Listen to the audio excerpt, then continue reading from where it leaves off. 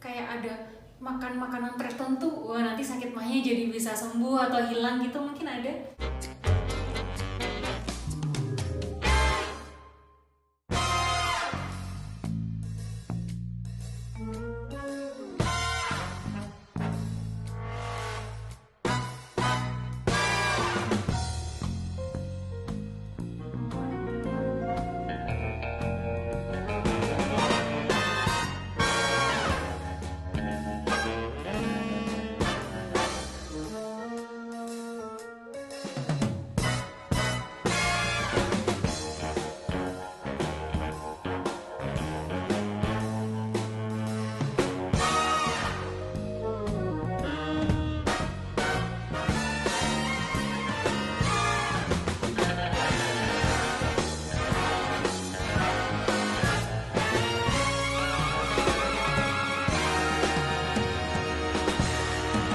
Assalamualaikum warahmatullahi wabarakatuh.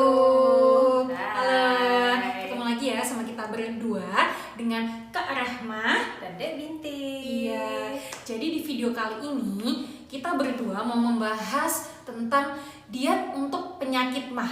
Betul. Nah, ini nih penyakit yang sering sekali diderita oleh orang Indonesia ya Kak ya. Iya. Bahkan kayaknya lumrah gitu loh, hampir setiap orang itu punya Pernah sakit mengalami, mah, betul. pernah mengalami sakit mah kayak gitu. Iya. Terutama ini ya biasanya mahasiswa yang maba-maba ini ya biasanya keburu telat kuliah, takut ya wes sarapan nanti aja wes Iya. pas jam istirahat. Akhirnya kemudian karena sering kayak gitu ya, Telat terus kok makan. akhirnya karena telat makan akhirnya kok perutnya jadi sering perih, Betul. sakit kayak gitu. Iya. Nah, makanya ini penting banget ya buat teman-teman semua. Oke, sebelumnya kita akan tanya dulu nih, sebenarnya apa sih penyakit mah itu kayak apa? Penyakit mah itu kayak apa sih, Kak? Ya, jadi sakit mah yang biasa kita sebut sakit mah ya Bin, itu istilah medisnya adalah gastritis teman-teman. Gastritis. Ya, nah gastritis ini adalah suatu kondisi di mana lambung kita itu merasa tidak nyaman dikarenakan apa? Dikarenakan asam lambung yang meningkat. Nah, asam lambung yang meningkat ini karena memang sifatnya asam ya, jadi dia bisa melukai permukaan lambung kita sendiri. Karena itu mungkin teman-teman yang sakit mah merasakan gejala-gejala seperti nyeri di perut, seperti itu adalah salah satu dari gejala gastritis atau sakit mah. Penyakit mah, MAAG gitu ya biasanya tulisannya ya, Kak ya. Iya. Itu sebenarnya penyakit mah itu seperti apa sih, Kak? Kita menyebutnya gastritis, artinya ada radang di lambung. Nah, radang di lambung ini terjadi biasanya karena asam lambung kita meningkat. Jadi karena sifatnya asam lambung itu ya asam ya. Sifat asam itu kan dia bisa merusak ya, jadi dia bisa mengkikis permukaan lambung kita. Akhirnya teman-teman merasakan gejala-gejala seperti tadi yang kamu sebutkan di awal, jadi nyeri pada perut, terus kadang-kadang terasa kembung, terus kadang-kadang ada yang merasakan mual, bahkan sampai muntah-muntah gitu ya. Nah, itu adalah ciri-ciri bahwa teman-teman mengalami yang namanya gejala sakit mah. Jadi kalau untuk penyebab-penyebabnya sakit mah ini apa aja sih? Mungkin ada penyebab utama, terus ada faktor-faktor lain juga gitu, Kak. Ya, jadi ada beberapa penyebab ya Bin yang bisa menyebabkan kita mengalami yang namanya gastritis. Yang pertama bisa jadi karena makannya tidak disiplin jadwalnya. Nah, lambung kita itu dia akan mengeluarkan asam lambung di jam-jam yang biasanya kita makan. Jadi misalnya ya Bin, kamu terbiasa sarapan jam 6 pagi ya. Maka jam 6 pagi itu ada atau tidak ada makanan, asam lambung itu akan keluar dengan sendirinya gitu. Jadi sudah settingannya tubuh itu karena kamu terbiasa makan jam 6, maka asam lambung juga akan keluar jam 6 pagi. Nah, ketika teman-teman skip sarapan, misalnya nggak sempat ya, terburu-buru gitu ya, jam 6 akhirnya nggak sarapan, akhirnya kan lambung kita kosong. Nah, itu asam lambungnya tetap keluar. Akhirnya asam lambung itu tadi mengiritasi permukaan lambung sendiri karena lambungnya dalam kondisi kosong itu. Nah, penyebab yang kedua ini Bin, kayaknya ini yang paling sering ini. Galau. Kalau teman-teman nggak mau, mungkin bisa kena gastritis. Jadi stres ya, Bin. Stres itu bisa memicu peningkatan asam lambung. Jadi asam lambung kita itu bisa meningkat volumenya itu kalau kita mengalami stres. Mungkin teman-teman pernah merasakan ya, misalnya lagi stres ngapain ya Bin? Misalnya menghadapi ujian, misalnya mungkin gitu mau ya ujian, kan, atau mau tugasnya banyak, deadline-nya sudah dekat gitu ya. Terus nah, itu mungkin teman-teman pernah merasakan terus perutnya terasa nggak nyaman ya. Nah itu dikarenakan itu tadi asam lambungnya meningkat dalam kondisi stres gitu.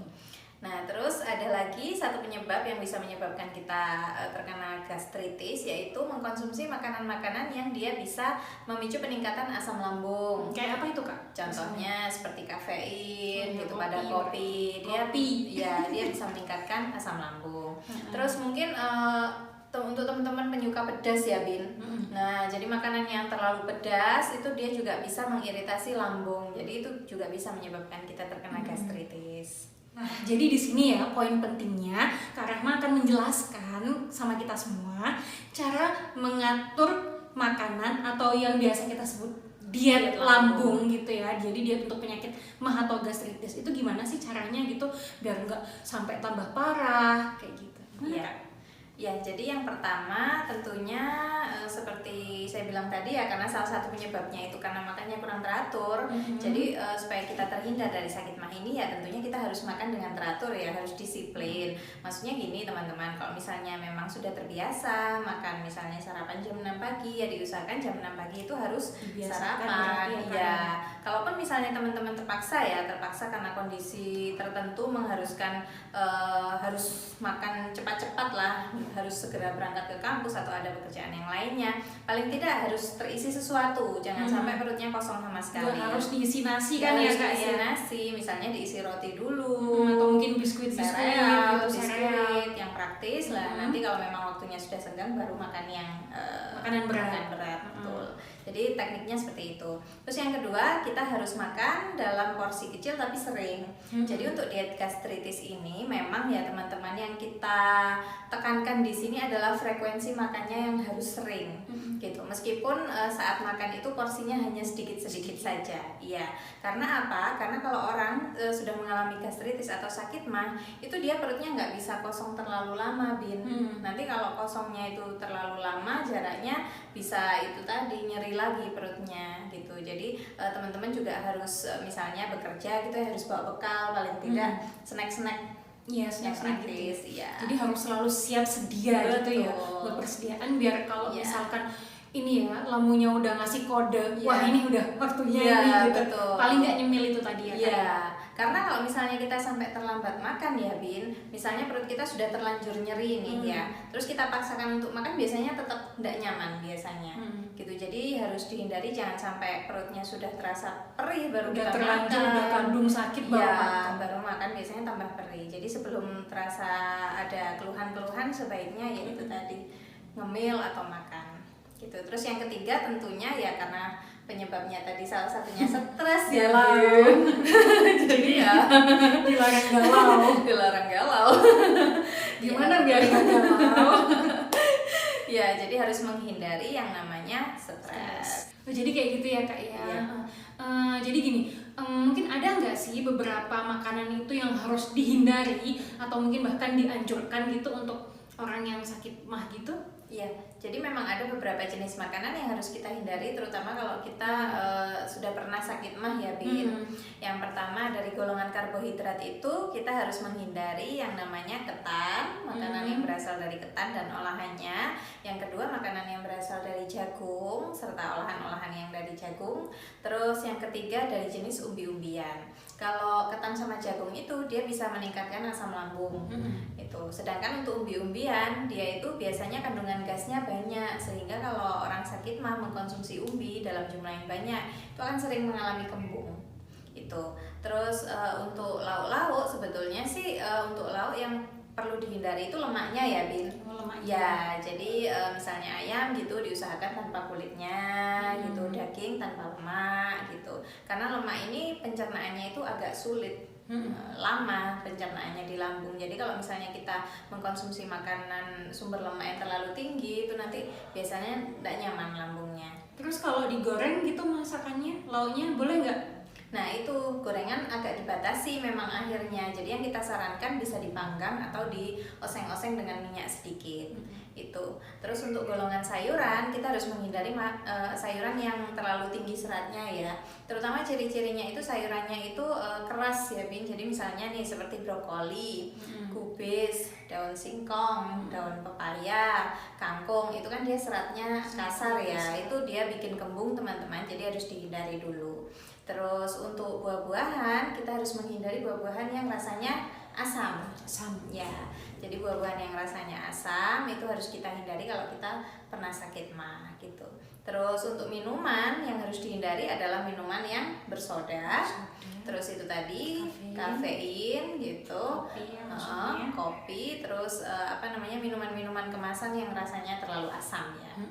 Terus untuk bumbu-bumbu ini juga ada pembatasan untuk bumbu-bumbu yang merangsang. Bumbu yang merangsang itu yang cenderung pedas gitu ya Bin. Jadi cabai itu nggak boleh terlalu banyak. Terus merica, cuka karena dia rasanya pedas dan kecut itu juga sebaiknya dihindari. Kalau yang dianjurkan ada nggak, mungkin kayak ada makan makanan tertentu, wah nanti sakit mahnya jadi bisa sembuh atau hilang gitu, mungkin ada? Kalau untuk makanan tertentu yang bisa menyembuhkan sih sebetulnya enggak ada yang spesifik ya Bin. Cuman itu tadi pola makannya justru yang harus diubah. Jadi yang harus diubah itu pola makan ya. Berarti nggak ada ya kayak makanan tertentu gitu mungkin ya. Yang bagus untuk kesehatan lambung gitu mungkin. Sebetulnya enggak ada yang spesifik. Hanya saja itu tadi harus menghindari penyebab-penyebabnya tadi. Pola makannya harus diubah dengan jadwal yang lebih teratur dan lebih sering makan, itu aja. Berarti intinya itu di menjaga pola makan. Iya, betul. Oke teman-teman, jadi sekian ya video dari kita berdua. Semoga bisa bermanfaat. Dan kalau misalkan teman-teman masih ada pertanyaan atau mungkin mau ngasih saran gitu untuk video kita yang selanjutnya, silakan ditulis di kolom komentar kayak gitu. Dan jangan lupa ya di subscribe channelnya, di like videonya, dan di share ke teman-teman. Semoga bermanfaat. Terima kasih sudah menonton. Assalamualaikum warahmatullahi wabarakatuh. Bye.